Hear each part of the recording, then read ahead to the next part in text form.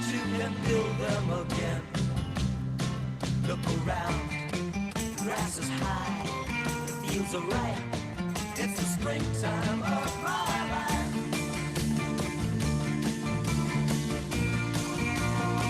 Seasons change with the scenery, weaving time in a tapestry.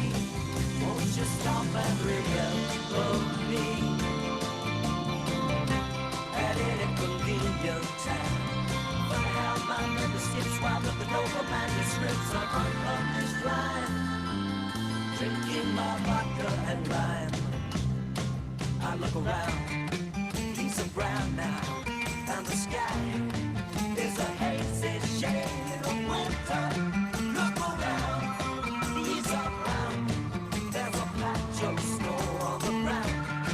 Look around, leaves are brown, there's a patch of snow on the ground.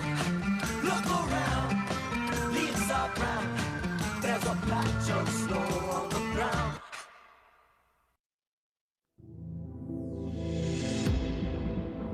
We come into this world unknown, but know that we are not alone. They try to knock us down, but change is coming. It's our time now. Hey, everybody loses it. Everybody wants to throw it all away sometimes. And hey, yeah, I know what you're going through. Don't let it get the best of you. You'll make it out alive. Oh, people like us, we gotta stick together. Keep your head up, nothing lasts forever. Here's to the damned, to the lost and forgotten. It's hard to get high when you're living on the bottom. We are all misfits living in a world on fire. Sing it for the people like us, the people like us. Hey, this is not a funeral, it's a revolution after all. Your tears have turned to rage. Just wait, everything will be okay. Even when you're feeling like you're going down in flames. No, people like us, we gotta stick together. Keep your head up, nothing lasts forever. Here's to the damned, to the lost and forgotten. It's hard to get high when you're living on the bottom. We are all misfits living in a world on fire. Sing it for the people like us, the people like us. You just gotta turn it up loud when the flames get higher. Sing it for the people like us, the people like us. They can't do nothing to you, they can't do nothing to me. This is the life that we choose, this is the life that we lead. So throw your fists in the air, come out if you dare. Tonight we're gonna change forever. Everybody loses it. Everybody wants to throw it all away sometimes. Oh, people like us, we gotta stick together. Keep your head up, nothing lasts forever. Here's to the damned, to the lost and forgotten. It's hard to get high when you're living on the bottom. We are all misfits living in a world on fire. Sing it for the people like us, the people like us. You just gotta turn it up loud when the flames get higher. Sing it for the people like us, the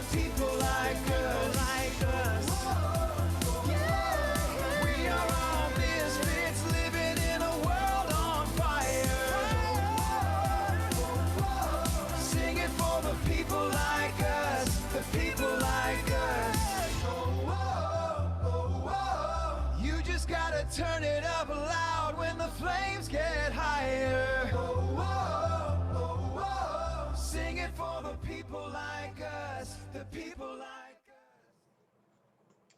It's UUCC Zoom-in live with special guest Erika Brown. Here's your host, David Kantor, with co-host Jenna Bradbourne. Hi, everybody. Well, next time you're wondering about the definition of technical problems, you will now know what they are. Good evening, everybody. We're glad you're here for episode 6 of UUCC Zoom-in Live. We're grateful for the ongoing support of our fellow congregants, and we're glad that you're here with us. So, by the way, if you're enjoying yourself seeing the show, please tell your UUCC friends. The more, the merrier. Well, like the rest of you, I'm experiencing election day exhaustion. Who knew that an American election could change a day from 24 to 120 hours, huh? But I'm glad it's all over now. And I don't know about you, from my standpoint, I got a result that made me happy. And in fact, I'm in a unique niche because I'm also a Los Angeles Dodgers fan. They'd won the World Series a couple of weeks ago. Their magic color is blue. So I had blue, and blue came in for me just the right way. So I'm happy that that all happened here. So Jenna, what happened in your house? Did you guys watch the election coverage?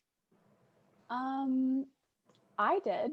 I watched it constantly. When I was in school, I sat there and watched CNN, probably much to the demise of my grades.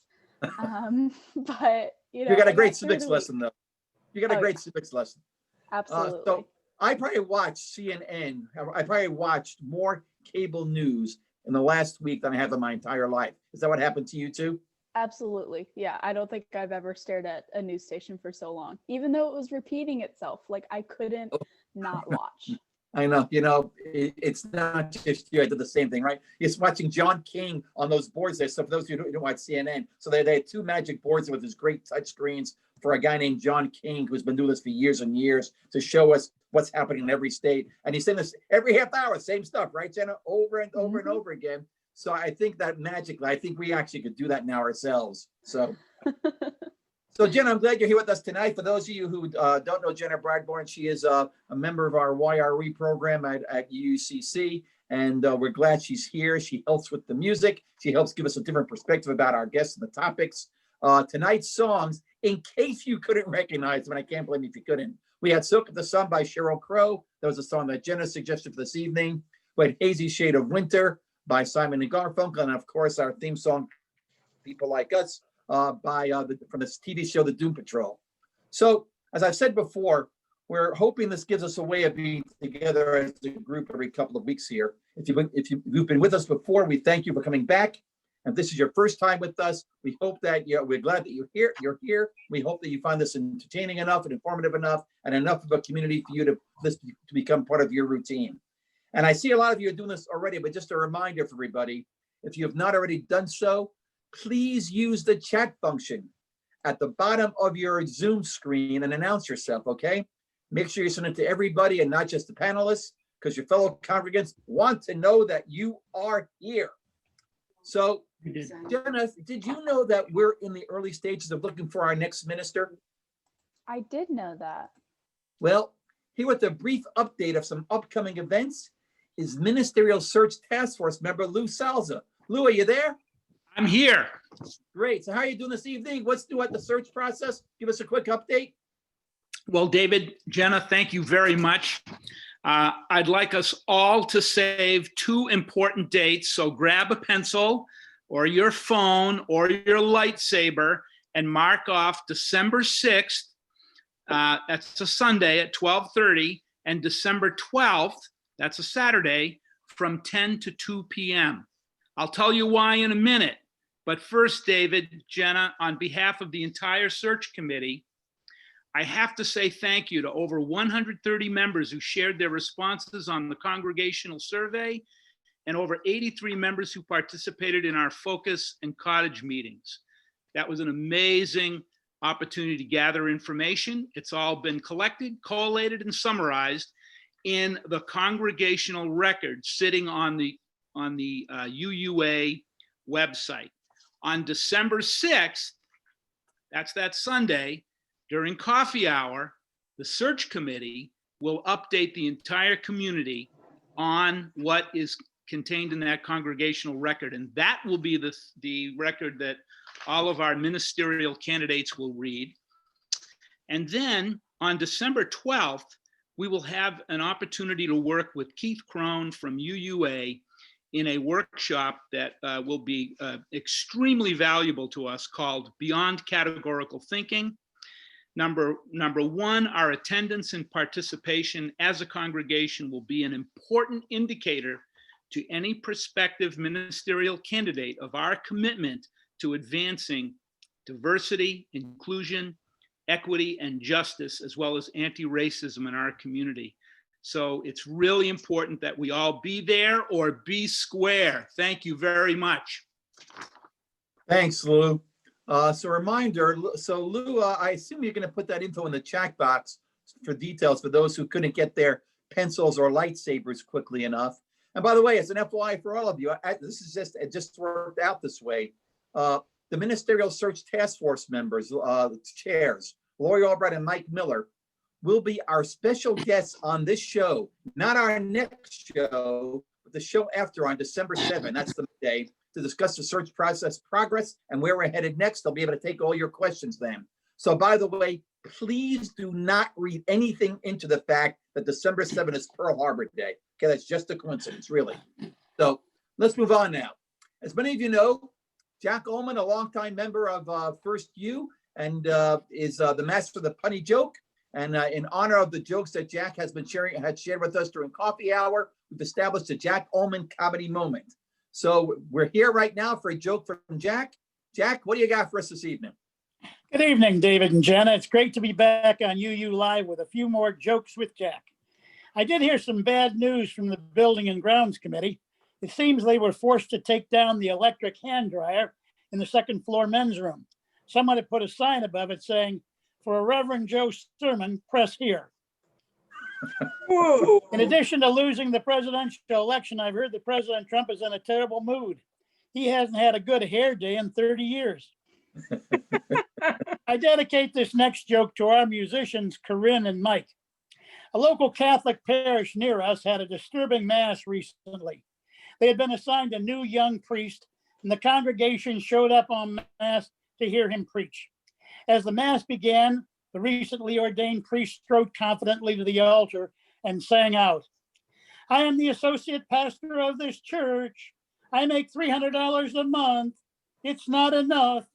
And he walked off the altar. The congregation was shocked. Then the old wise priest approached the altar and sang out, "I am the pastor of this church. I make $500 a month. It also is not enough." The parish members were dumbfounded when the sound of the powerful pipe organ filled the church and the music director sang out in a rich, melodic voice, "I am the music director of this church. I make $40,000 a year. There's no business like show business, like no business at all." That joke is not only funny, it explains why I have never been asked to join the choir. Well, that's it for Jack's jokes. Back to you, Jenna and David. Jack, thanks so much. So let's move forward now and get to our special guest. Our special guest this evening is Erika Brown. Erika is a current UUCC board member, a member of our racial justice leadership team, a social activist, and the mother of 3 outstanding young adults who came up through our youth religious education program. And yes, in case you're wondering, one of them is our show's other co-host, Will Barrett. So normally this would be Will's night to be here. Will usually takes the first show each month, but alas, we thought that the combination of Will and his mom could be nuclear, to use a George Bush phrase. So we opted to not do that this evening. So we're looking forward to this evening's conversation about Erika's journey. So everybody, please take yourselves off of mute and give a warm UUCC welcome to Erika Brown. Hi, Erika, how you doing this evening? I'm doing well. How are you? I'm doing fine, thanks. So Erika, Jenna had a couple of questions. She really lobbied me to ask you first before I got started really grilling you. So Jenna, the floor is yours. All righty. Hi, Erika. Hi, Jenna. How are you? I'm okay. That's good. I'm doing all right. So I wanted to ask you how you felt about the election results and kind of what you hope Biden will do with his first term. Woo-wee. So, when we had our first conversation, none of this had happened yet. So first of all, I tried to stay off the news, but it didn't work. I kept sneak peek or reading social media. So it didn't work for me. But I mean, I was relieved. And I really think that that's my whole mood still. It's just relief. There's still 2 months left. And, if nothing else, 2020 has shown us that a whole lot can happen in 2 months. So, but what I'm looking forward to is the flurry of executive orders to undo some of the curse word that has happened over the past 4 years. That's the main thing that I'm looking forward to. Awesome. So away from election stuff, I wanted to start you off. Let's go back to the very beginning. Where were you born? What was your family situation? What do you remember most about growing up? Okay, so I was born and raised here in Cleveland, Ohio, on the east side. My mama and my stepdad still live in the house that I came home from the hospital to. Off of Lee Road, close to if you go south on Lee Road, close to 480. It's close to Carouge Park, a little street called Fairfax. It's a little dead end street, and that's where I grew up. That street? I drive by it all the time. Yeah. Yes, that is where I grew up. And I have been in Cleveland forever. And even when I left, I came back on purpose. Brothers, sisters, siblings, what do you got? I have one brother who is actually in the audience somewhere. I saw his name on the participant list. Hi. My brother's name is Donald. Well, what is it? What's your brother's name? My brother's name is Donald Brown. So are you there? Say hello to us. Say hello to us. There he is. Hello. I'm here. I'm unmuted. Hi, everyone. We're glad you're with us tonight. Thanks for joining us. Now, remember, we don't want any sibling rivalry to spill over this evening, No. okay? So just be supportive of her this evening. You can go back to Rad tomorrow. Absolutely. So my brother was actually born when I was in high school, so we never had those weird sibling dynamics. Oh. I don't know. My sister is those with me, Erika. We had them up and down, in and out. Never mind. Okay. Yes, so we're so far apart that was like my favorite baby in the whole world, and now Oh goodness. my favorite 30-something-year-old. I foreshadowed her parenting. I said she would be a great mother. Well, Well, my that has sister was held 10 years true, for older than sure. me. May she rest in peace. And she was fond of me at the very beginning until one day she changed my diaper. She was trying to change my diaper, and I peed in her face, and she never let me forget about it. But there you go. Ever. They never Never, listen. never. Erika, was there a religion of choice in your family as you were growing up? Actually, yes. So we were raised Baptist, and in the Black Baptist Church. And the first church that I attended was Avon Avenue Baptist Church, and that was actually off East 116th, which is now, I think that part is called MLK now. So yeah, my grandparents came up here in the early 60s, right before my mother started high school. So they came up from Dry Branch, Georgia, and went to Avon Avenue Baptist Church. Thomas E. Chapman was my first pastor. And Goodness. I told you I was going to dig it out when we talked before. This is my first certificate of church membership. Well, there it is. That is my first certificate. Scoop for UUCC Zoom-in Live. There it is. And this is dated February 1st, 1981. And this is my certificate of baptism. So there you go. And because Lest you think otherwise. mother that she is, here is the church program from that day. So for those of you who have watched the show before, you might know that we do a pre-show prep meeting with our special guests, just to make sure we kind of understand what their background is and what kinds of things we're going to be asking about. So, so I've known Erika for a long time, obviously. Everything we talk about tonight, I have no clue about. And during our prep meeting, we talked about some of the stuff here, but Erika said, maybe I'll find some stuff, maybe I won't, that'll surprise you. And alas, there it all is here. So Erika, given where you grew up, I understand you went to school at Hawken. How did that happen? So I was starting kindergarten in 79. And in 79, there was a great elementary school in my neighborhood right around the corner that I could have walked to. But because of forced busing, which was supposed to be about integration, but really just ended up having weirdly segregated schools on the opposite sides of town. But my mother wouldn't put me on a bus to go to the west side. So I would have been bused to like way west, like west 130, like something crazy. Oh, wow. Yeah. I would have been bused way west. And that probably would have been before like 480 was even finished. So that would have been walking. Yeah. Yeah. Yeah. And so during that time, so she wasn't sending me over there because there were still people like angry, super angry about school integration. And so like they were still throwing bricks at buses, still yelling at small children, and she was not having it. And so she talked to the people around her. My mother was a nurse, an operating room nurse at Mount Sinai Hospital. And she was asking like the people she was surrounded by. So she was surrounded by like a lot of doctors, a lot of dentists, a lot of people. And they sent their kids to one of the 4 Cleveland Council independent schools back then. So it was Hawken, Laurel, HB, and US. And Hawken was the only co-ed one, and that's where she sent me. So I gotta believe that when you went there, that you had to be one of the few people of color. 3. 3. So in my so kindergarten class, right? Counting, yeah. Yeah, so there were 2 kindergarten classes when I started in 79. And in one class, there were 2 of us. And in the other class, 1 of us was in there. So you were obviously really young then. So did you know that you were different?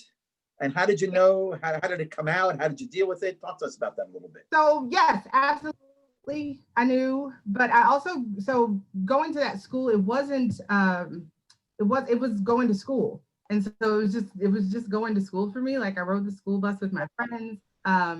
And that was the school day. Because when I came back home, like my whole family, my whole street, my whole neighborhood, the people who owned the dry cleaner, the stores, everything in my neighborhood was very, very Black. And so I already had, like even at 5, you have a strong sense of identity. And so it wasn't a, oh my goodness, I don't look like the other kids when I go to school. Like I just went to school. And so that didn't destroy your psyche then. It was other things that came later. Yeah, it was the other stuff. So years. So so this is I don't know how else to ask the questions here. So I am taking the Beloved Conversations virtual course right now, and so obviously we talk a lot of this all about the questions about race, and there's obviously a focus in that course about being part of a systemically racist society. So I guess I'm wondering when did that light bulb go off for you? How did you then, and how do you now experience it growing up as not only Black, but as a Black woman in America? How did all that bubble up? Talk to us about that a little bit. So little things happened. I remember being in like 2nd grade, and it was like this really tiny thing. Like here's where I went to school. So in 2nd grade, we were all at what's the country club now? Chagrin. We were all there for somebody's swimming party. And I remember like girls being super surprised because I got darker, and like that being like a conversation for a really long time that I could tan even though I was already brown. Like, and I was just like, who are these people and why don't they know things? Like as a little kid, it was just like, why don't people just know things about me? And then recognizing like at some point, like, oh, because they don't have to know things about me. Oh, can I pause for 1 second? So I see a question, a comment in the chat. No, Mark, there were not any African-American teachers at Hawken the entire time I was there. We had 2, I think, when I was in high school, but none K through 8. Erika, thanks for answering that question right now. Mark is trying to cheat and getting, like he always does, so tries to get in questions early. Mark, hold your questions till later like everybody else, and please try to behave yourself. Erika, you can go on to your story. I'm close. But yeah, so it was just like little things like that would happen and it would go on. Now, I remember things that happened at Hawken were not, it wasn't really a race thing. Like people would ask little questions like that, or like kids would come over to my house, and it was like super interesting because that's all they saw. Like every single one of my friends on my street, like every single person you see here is Black. Like you will not see any white people until we leave my neighborhood and go back to yours. But so that was it. It would be like this, like, wow. So like seriously, like much like in my own neighborhood where everybody I see looks like me, everybody you see in your neighborhood looks like you. And so that was the only time that there was really a lot of question until I got much older. Once I got to probably high school, it was more of an issue at Hawken itself, just because in 9th grade, we suddenly got like, you get this like influx of Black people because the private schools tap the gifted and talented programs out of the public schools. And so there was like probably like 10 kids who came into my 9th grade class, and they were all guys who came out of Whitney Young. And so like that happened in the 9th grade where there was, and then suddenly there were all these people. But for the girls, it was still the same 3 Black girls that I had been in school with, one of them since kindergarten, and then the other one came in 8th grade. So did you have the impression that all those other guys came in there because people thought that race up with waist and they wanted to give you a choice of guys to date or something? What was the deal there? No, see, I didn't think about that. And they were all shorter. I was 5'9", came out of 7th grade. So no, that wasn't an option in 9th grade. All shorter. So I guess what I'm wondering about is, so I went to a yeshiva for the first 8 years of my life, Jewish parochial school, gang, and I went to an Orthodox yeshiva, and I wasn't Orthodox. So I had this location every day of being in the school with all these people who were these, in my mind, by the time I was in 8th grade, all these religious zealots in my mind. Then I went back to my house, my apartment in the projects in the ghetto, and I had questions, and I acted out a little bit back in those days because I thought it was so weird going from one world to the other. How did this feel to you, going to Hawken, being around all these white people all day long, and then going back home to your African-American neighborhood? How did all that play out? What's going on in your head? So really, so what's so interesting, David, which happens all the time, is like I talk to like younger alums now who have like dramatically different experiences, but for a lot of my experience at Hawken, like that just wasn't an issue at all. And I think that's just because like we were all, I think it also has to do with like how we all got there, like, or when you got there, because like in later years, like after I graduated, I realized that it became almost like let us take these poor Black children and bring them into our school and show them the great green fields. But when I was there, like, I just remember it was just different. It was just totally different. Like everybody who was there was very clear on why they were there. And even if you received like coming from public school into Hawken in high school, financial aid was available once you got to high school. And so people really pushed to try to get kids in there in high school. But it's also pretty much, I would say like 90% of us came from like solidly middle-class Black families. And like, there was like this whole like expectation, of course you're supposed to be there. Like there was kind of way about it. You didn't feel any less than, you didn't feel like, my goodness, this is total culture shock. No, like I had been to like the Jack and Jill stuff. I had been to like, I was going to bar and bar mitzvahs already. So like I'd been to the country club, and I didn't feel like I didn't want to join one when I grew up. I never felt any of that. It's been so weird to me to talk to younger alums of any of the school. We did other things, so we weren't just always with the other Black kids. Like there was like a whole like computer room crew, and I played field hockey, and people did the musicals. Like there was a lot of stuff to do.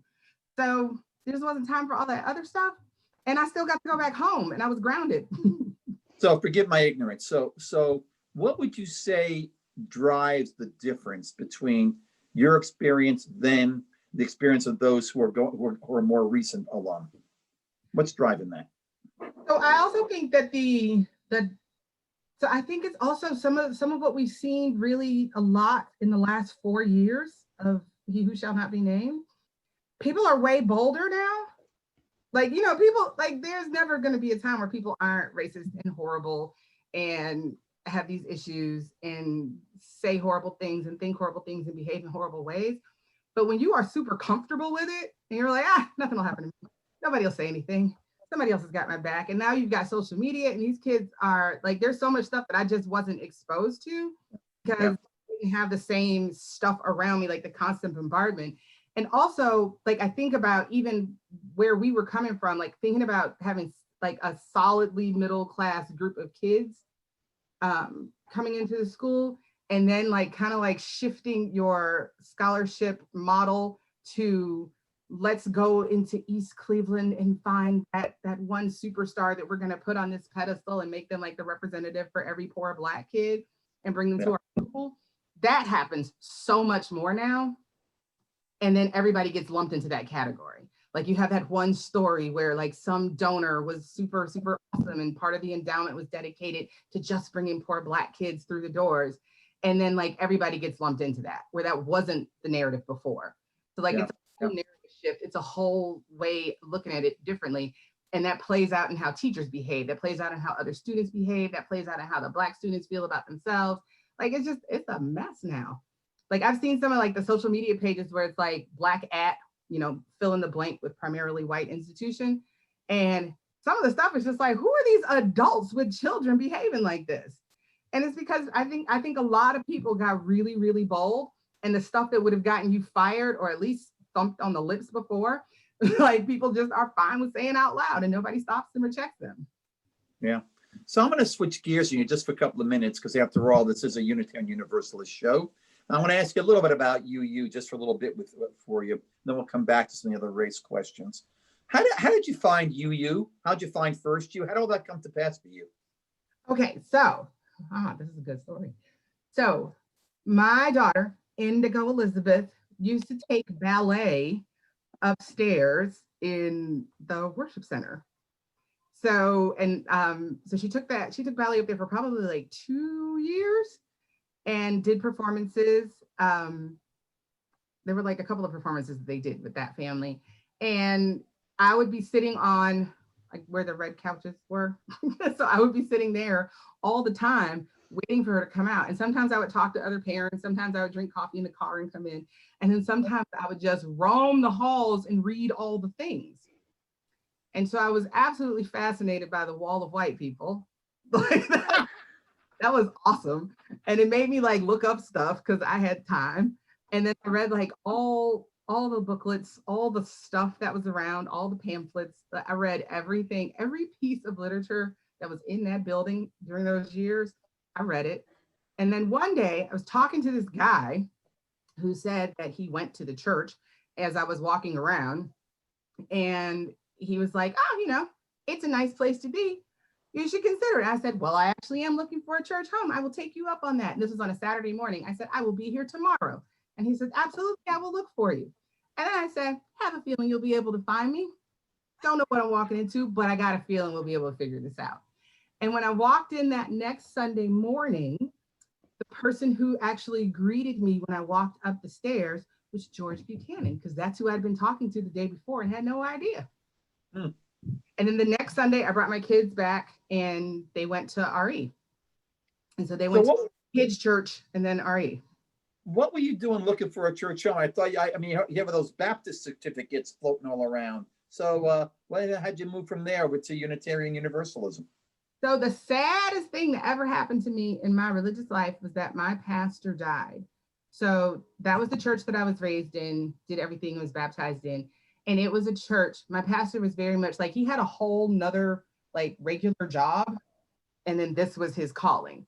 And so what he would spend a lot of time doing as part of lessons and what was in the Sunday school curriculum is that you could ask questions about anything.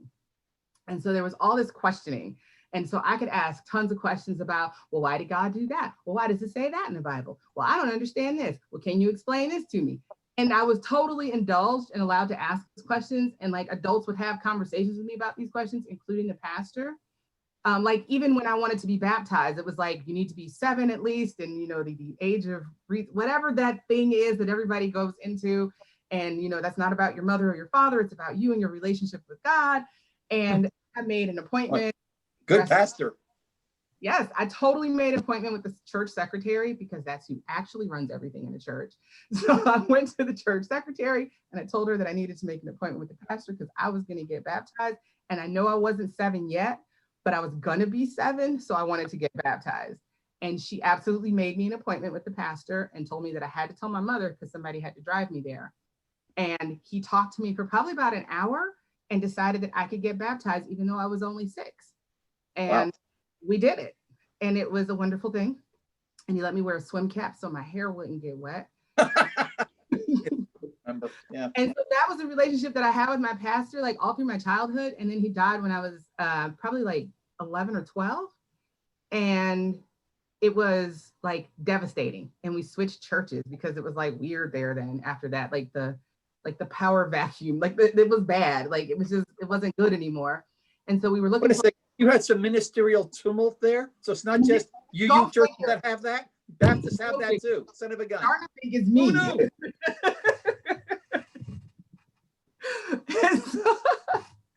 And so we went from there and we went to another church and it was, and then like the second I turned 18 and got to like leave, like got to decide to leave church, I was gone. And then when I had Eric Maxwell, I was like, okay, I'm gonna find another church home and we're gonna do this. But I ended up finding some like weird, like it was a really nice church down in Columbus because that's where Eric was born.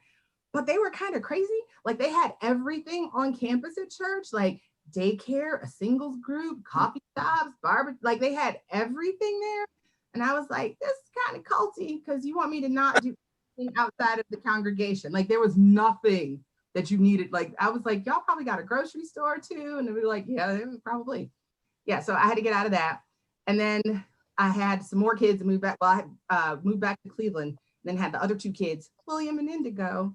And I was like, I really got to find somewhere like a church home for these kids. And we tried a few places and it was not, and I didn't want to go back to the Baptist faith because moving into other spaces, I realized like I was not going to get what I grew up with and my kids were not going to get what I grew up with.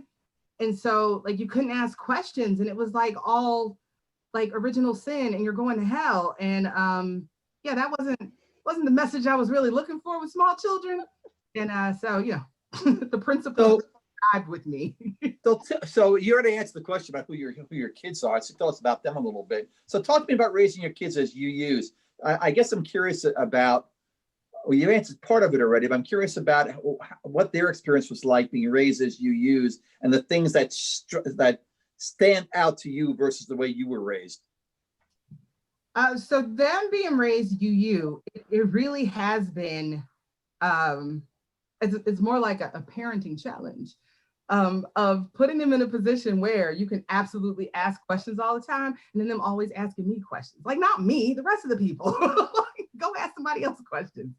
But really like having this, so you know the way William talks, everybody here has heard Will at some point. And it's just, at some point he's like, I'm like, oh my gosh, you guys, like, stop sharing, stop talking, stop asking questions. And he's like, Mother, this is all your fault for encouraging open and honest dialogue. I'm like, oh, well, then there's that. So it has been a hoot raising them and totally different from the way I was raised because like, even though I went to that kind of church, like my mother was very, like, she came from down south and she's very old school. Like who says that? Like I'm old school now, but that's what my mother is. So it was a very different upbringing. Like I wore gloves and hats and frilly socks to church. And like the first time that I didn't dress my kids up for Easter, like I think there was like a crack in like the time and space continuum for my mother. Like, what are these horrible pictures of children not dressed up on Easter? I'm like, because they're playing in the dirt looking for eggs, ma'am. So raising 3 UUs has been kind of awesome because they get to be fully themselves. And that's a really big deal because there's so many times where you don't get to be you. And there's so many times in the world where people don't want you to be you, especially like 3 little adorable Black children from Mount Pleasant. And I have 2 who are they're no longer kids. I have 2 grown Black men who are my children. And they very much already had it in them to be very much themselves before they went out here in the rest of the world. So I guess I'm wondering here, since you brought that up right now, what do you say to your kids? By the way, gang, just so you know, Normally, we are rigid about keeping to a 9 o'clock deadline for wrapping up the show. We're likely going to run a few minutes late tonight, just so you know. So be prepared for that. We're not going to end up at 9 o'clock tonight. I have another couple of questions for Erika, and we really don't want to short circuit your questions either. So please be patient with us. I know we're going to run a few minutes late. So I guess, Erika, since you raised this issue about having two young Black men as two of your children, what do you say to your children about growing up Black in America today, given all the racial justice stuff that's going on? So it honestly isn't something about growing up in America today. It's just being Black in America, period. And especially as guys, like, you will be looked at like you're going to be seen as older. You're going to be seen as a threat. You're going to be seen as these things. Like, and so between me and their father and like my dad and their uncle who's on the call right now, like, there's just a lot of stuff that comes up. So you have to be kind of like hyper vigilant as a parent about what they're around and what they're exposed to, because I can't protect them from how awful the rest of the world is. But what I can do is create a space at home, and I can create other spaces and other places that they're exposed to that get to be the piece from what's going on out there. I can't control any of that that's going on out there. I can keep doing the work that I do.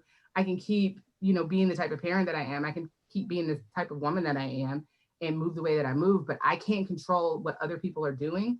So it's really like the way that we parent them and have parented them is to really focus on what we can control. And what we can control is, what an awesome person you are, and like the values that you have coming up, and what you remember, and what you take with you, and what you don't negotiate about, what you don't compromise on. So that, like, how you stay true to you at all times, and still keep the questions, and still keep the laughter, and still keep all the other stuff. Because like that sugar honey I see out there is going to happen no matter what we do.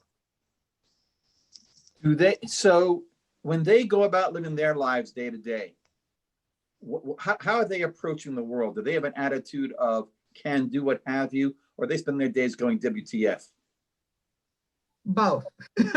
So there's a whole lot of both, just depending on where you are at any given time.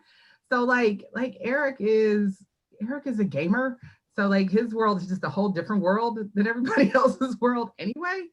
And then William, like, well, David, William, like he is living his best life at all times. Yes, he is. And like there's stuff that happens, he will acknowledge the bad stuff that happens, but he is not going to stop living his best life. Indigo is very much Indigo. And so she's just out here trying to figure out her way. She's 18 years old now and at Ohio State. Unbelievable. And like navigating like college and COVID at the same time. So she's figuring that out, but they're all, like I always say, like I have 3 only children. So like they're just so different, even though I'm like, I did raise them all together, right? But they're all so very different, and they all approach it also differently, but they seem to be, knock on wood, really well adjusted and able, like, and moving into being like pretty competent adults.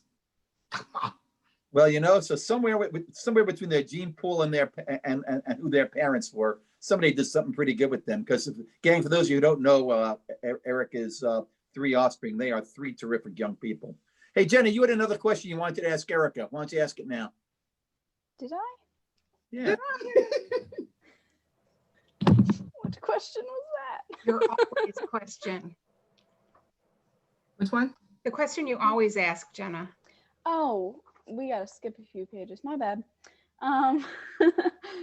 So I like to ask this question to virtually everyone I meet, and it's kind of become my favorite thing for this show.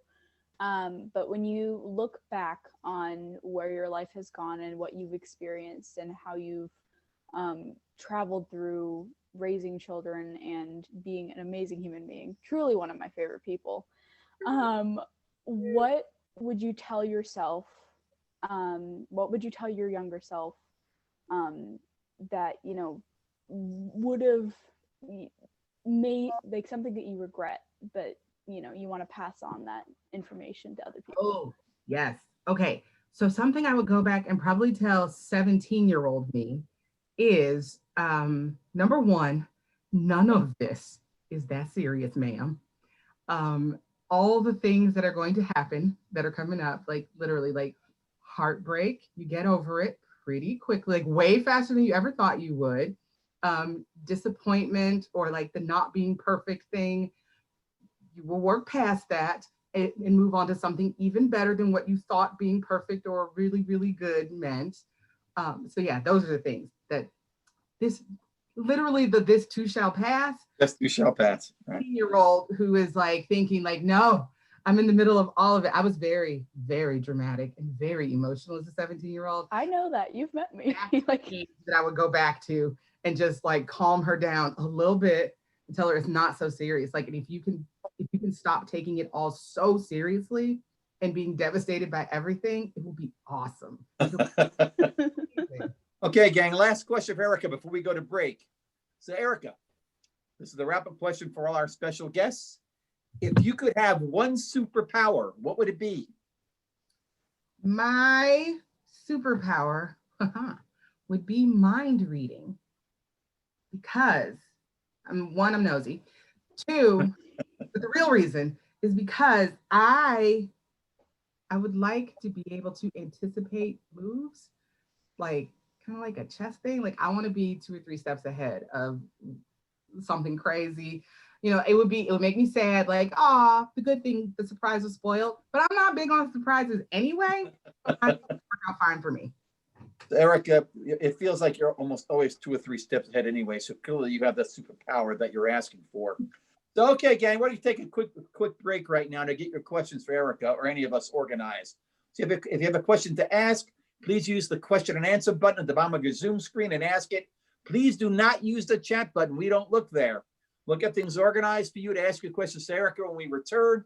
But first, our mid-show break with the song, I Am the Black Gold of the Sun by New York and Soul. See you in a few.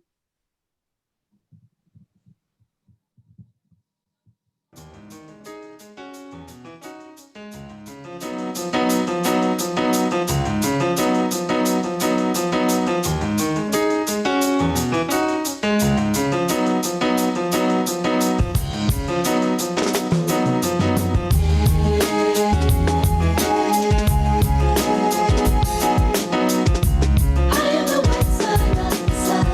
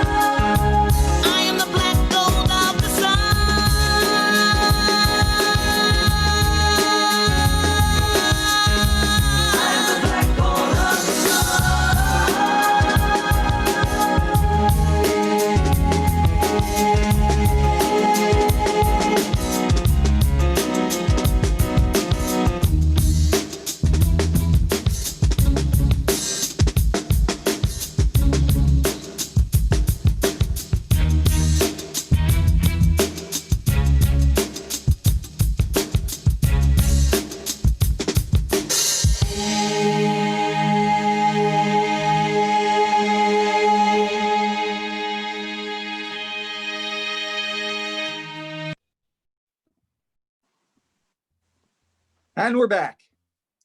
That last song we played was I Am the Black Gold of the Sun by New York and Soul. If that song sounded a bit familiar to you, it's because we played another song by the same group a couple of shows ago. Erika picked this song for tonight's show, and yes, you guessed it. Her son Will, when he was co-hosting a few weeks back, picked another song by the same group for one of our other shows. So Erika, are you ready to take some questions from the audience? Ready. Excellent. So our first question is going to come from Nancy King Smith. Nancy, you're on with Erika. Fire away.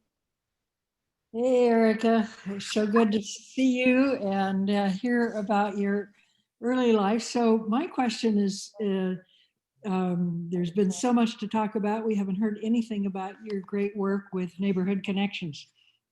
And I want you to tell more about that and how it connects or doesn't connect to your UU experience.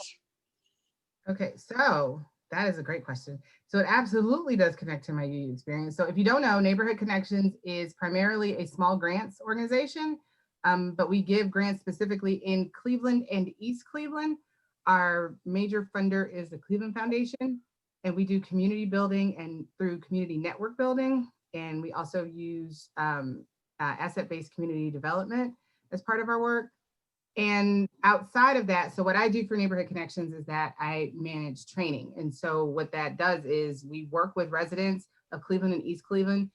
It started building out a network of people who have received grants because people didn't know, like you could be doing something great on one street, somebody else could be doing something great on another street, but they weren't connected to each other and didn't know how to leverage the fact that they both had grants through Neighborhood Connection, and also leverage like those relationship building moments and recognizing individual power and putting that together with other people in your neighborhood to build your collective power to get things done that you want done in your neighborhood and to be able to be part of the change that you want to see instead of other people coming into your neighborhood and telling you what they want to change for you. So that work actually really does connect because I got that job since I've been at UUCC.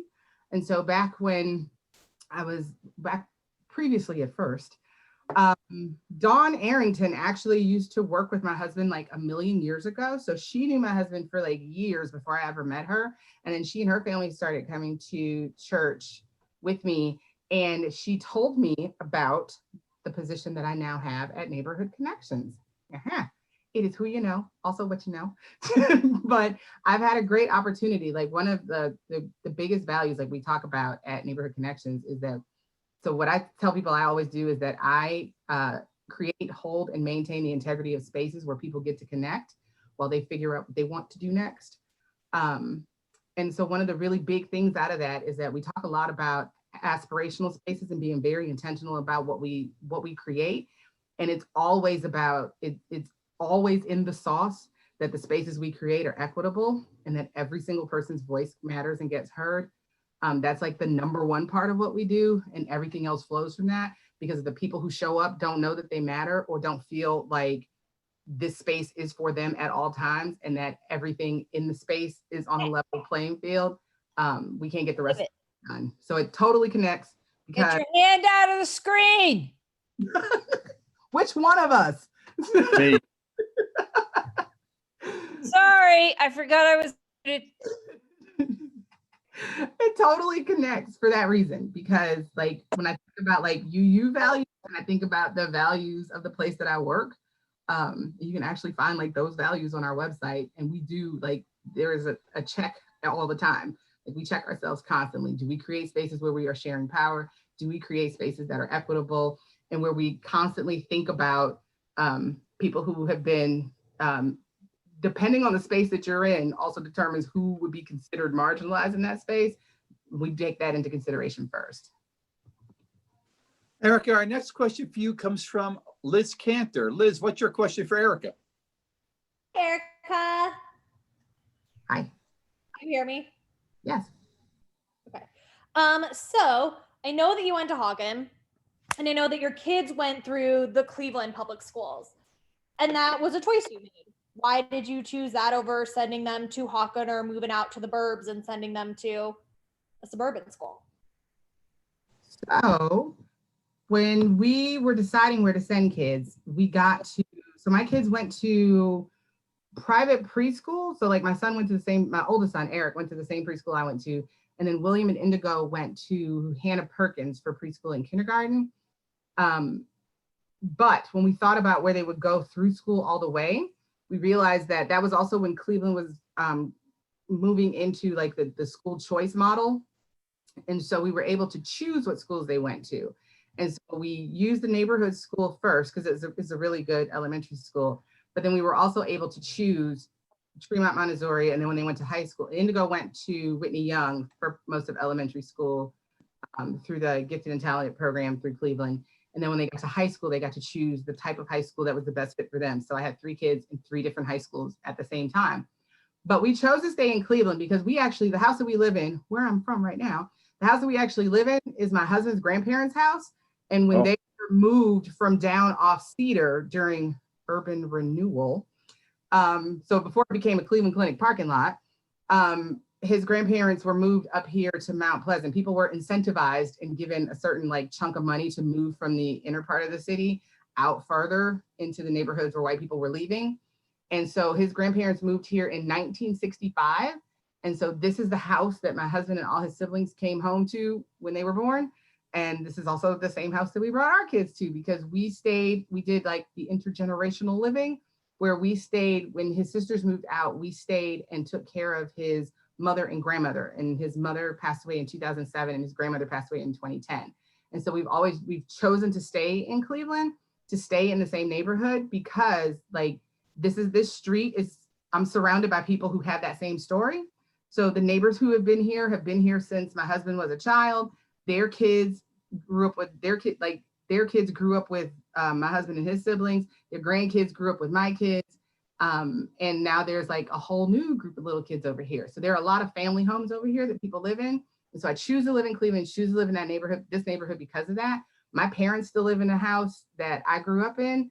And so I still choose to be a Clevelander. I have never, I lived like 1 year in Maple Heights, but it was like on the outside, closer to Walton Hill, so it was more suburban than the rest of it.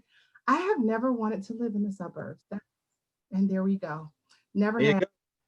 I was visiting like Brooklyn a few years ago, and I was like, okay, like I could live in New York, but I've never wanted to live in the suburbs. If you've lived in Cleveland your whole life, you'd like New York for like 6 months, and then you'd start puking about it, but never mind, that's another story. Mary Ellen McNulty, you have a question for Erika, you're up. Cleveland, and he's been in New York forever now, and he's not coming back. Hi, Erika. I miss your hugs. There you go. There you go. Okay, and all 3 of your children are now adults, not just 2. I know. Just so you know, you said 2, there are all 3 adults. What's your question, Mary Ellen? Mary, can you ask your question, please? I know you don't think your baby is an adult, but she is. Come on, Mary Ellen. Okay, so does it make you crazy? So I worked in a firm that was mostly white men. And so I would be in meetings and I would have people turn to me and say, "What do women think?" And I looked at them and there were things that went through my head that I didn't say, but does it make you crazy? Or maybe people don't do it to say, what do the blacks think? Yes. So there are some people who don't know me who might do that. And I don't give energy or a response usually. But people who have like spent a little bit of time with me, a lot of times I realize I just don't get that question. I don't get those questions. And I'm so glad too, because like maybe people recognize like, perhaps we shouldn't ask her that question.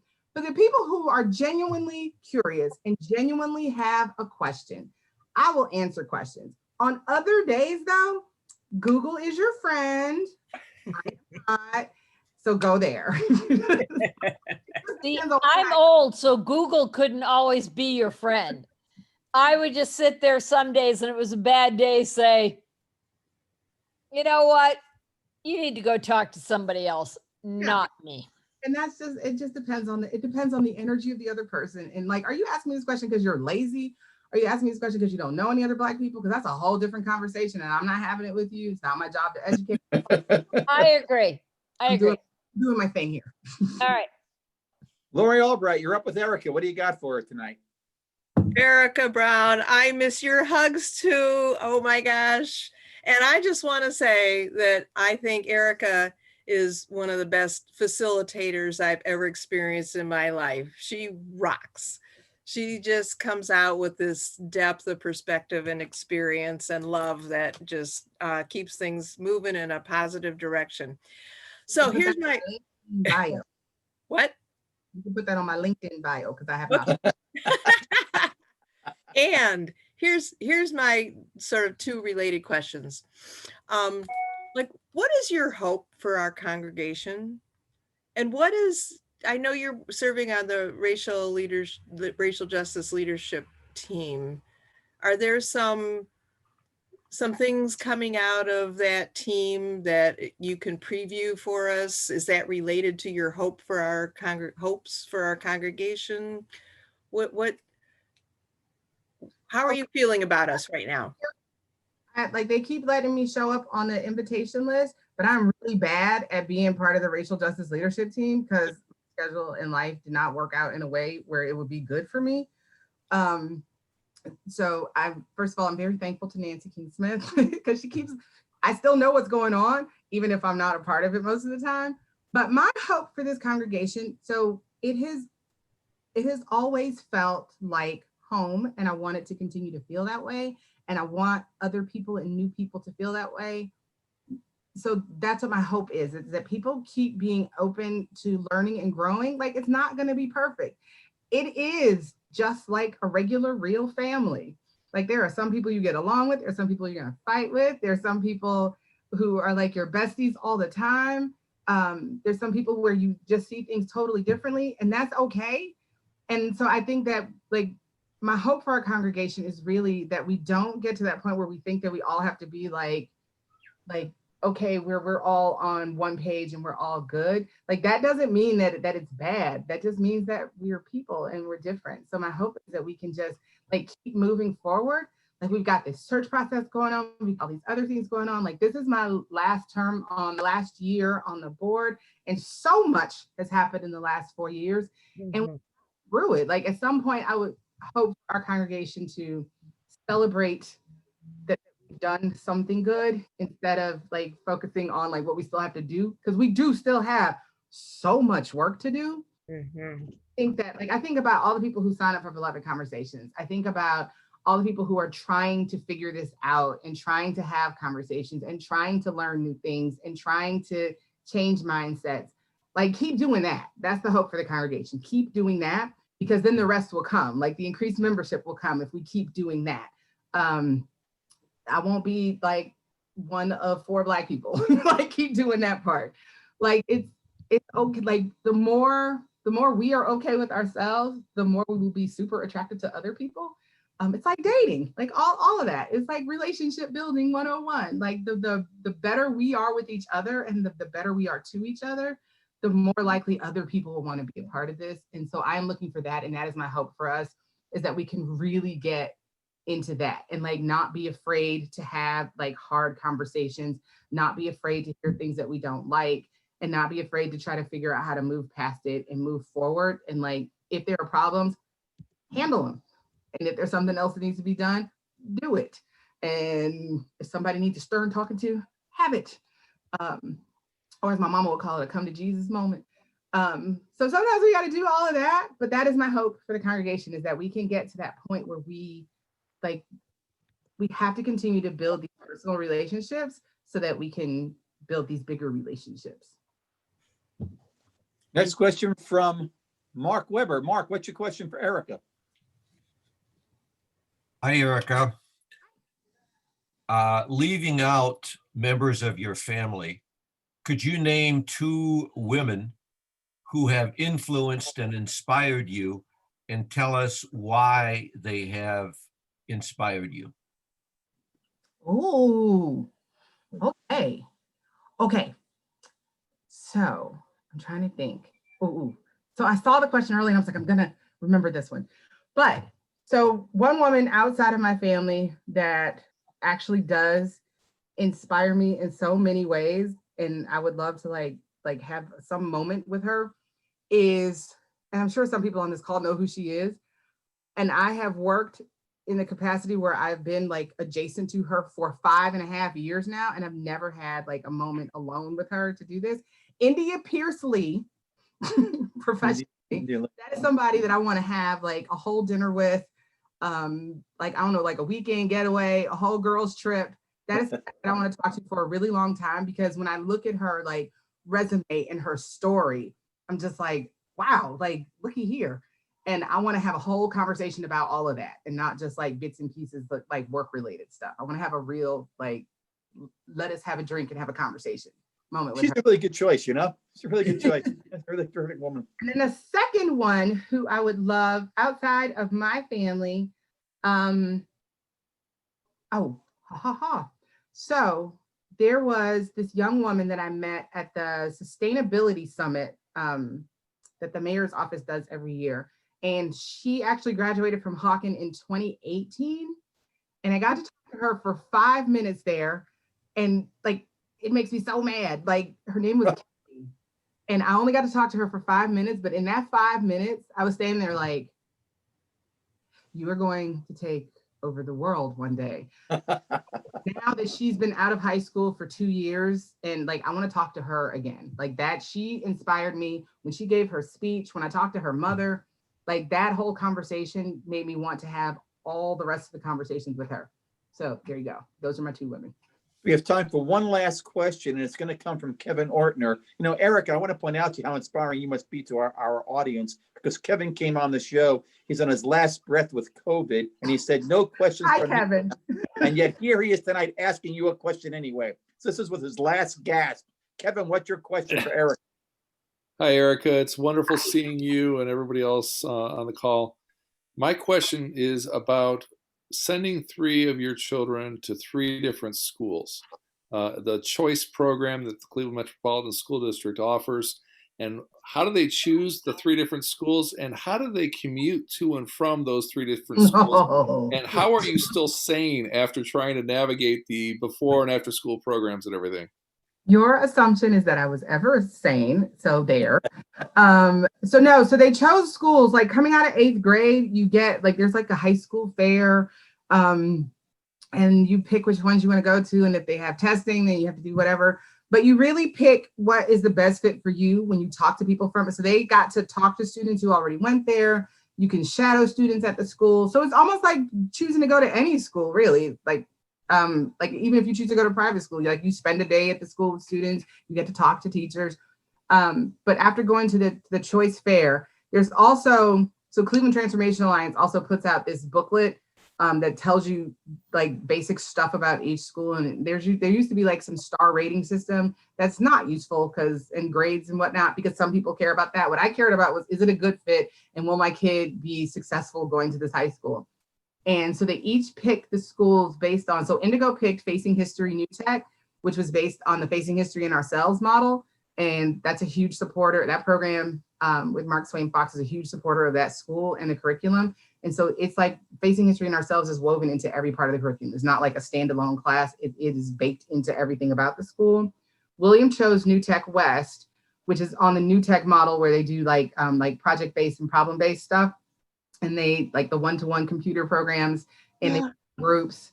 So he really liked that. And that was a good way for him to focus on school. And then Eric first chose Design Lab Early College, but after 9th grade, like he was literally like skating through, like, I mean, and it's good to have a 4.0, but not if it's like, like you showed up and got it. And so I remember his physics teacher pulled me to the side and was like, get him out of here, pick another school. Like all the stuff we were promised, this other school is actually getting the stuff that we were promised. And so he switched schools and went to the other school. And he ended up graduating from the MC Squared STEM school.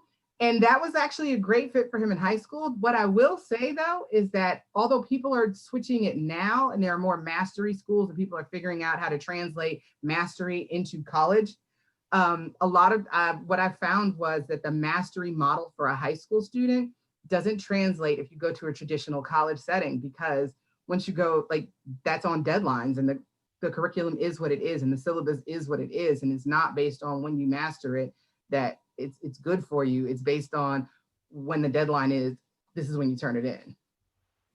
But oh, transportation. We drove Indigo, excuse me, my husband drove Indigo to school every single day over in Old Brooklyn from Mount Pleasant. Eric took the bus because he was going downtown, and sometimes he would get a ride with one of us. If he started later, I could drive him because I was going to work downtown.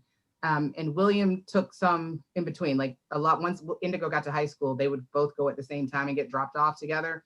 And then he would take RTA home because he would be hanging out with his friends. And then Indigo was doing classes at Tri-C Metro. So she would get a school bus to Tri-C Metro, and then we would pick her up from Tri-C. Erika, thanks so much for all your answers and all your time to spend with us tonight. Each episode right around now, we're going to read your emails and texts with your comments and questions. If there's something to share, please send it to zoomin@uucleveland.org. And yes, we're not above a little bit of bribery, as I've told you guys before, to share your thoughts.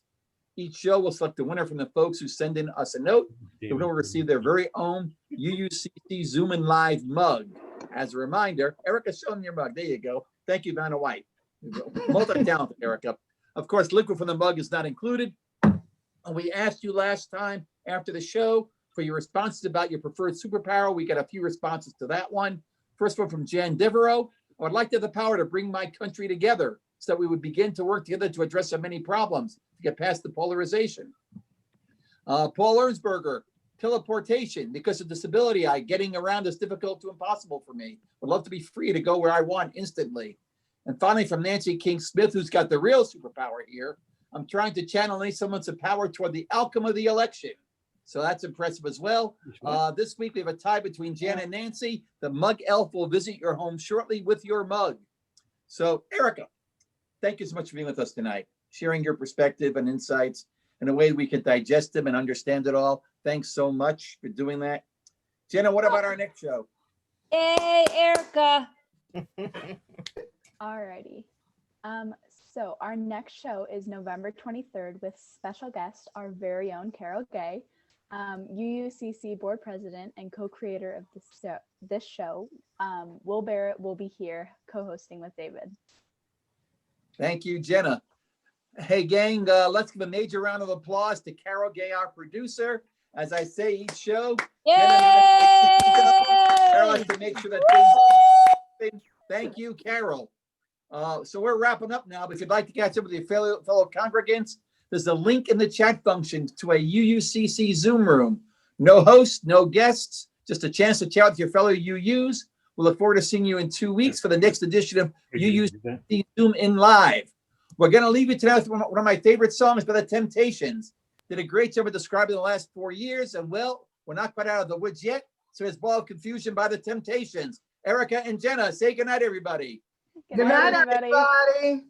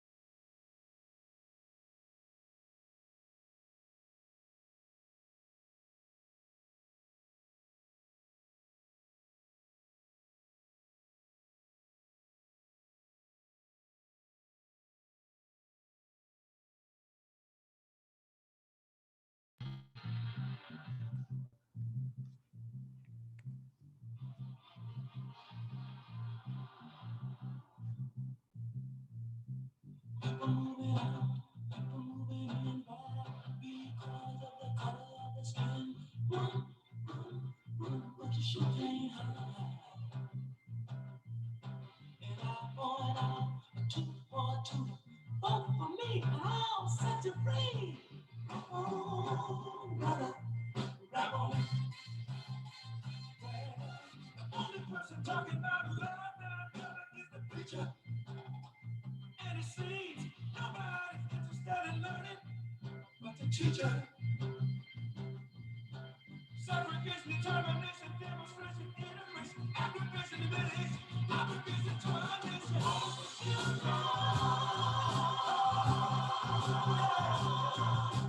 That's what the world is today. The feels are at an all-time high. Just on falling down with their heads in the sky.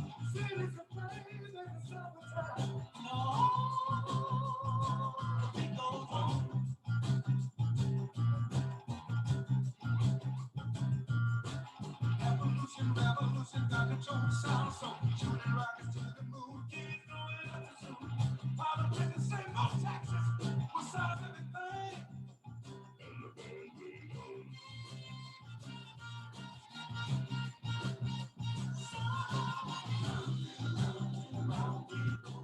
Where the world's headed, nobody knows.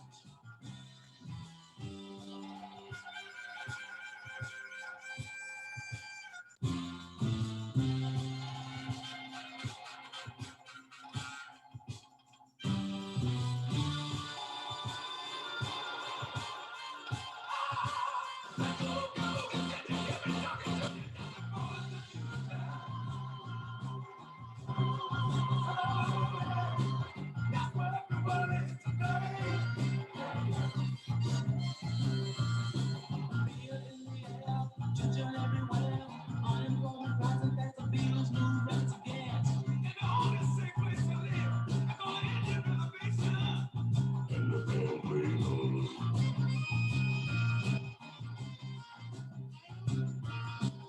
Eve of destruction, tax deduction, serious reckless vehicle like the cycle. Population of suicide, too many bills, help is moving to the needle.